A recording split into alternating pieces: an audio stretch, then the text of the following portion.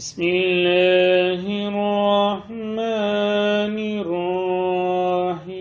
الرحيم أرأيت الذي يكذب بالدين فذلك الذي يدعو اليتيم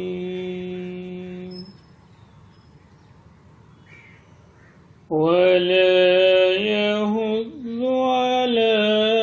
طعام المسكين فويل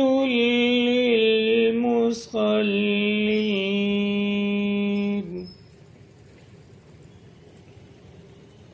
الذين هم عن صلاتهم ساهون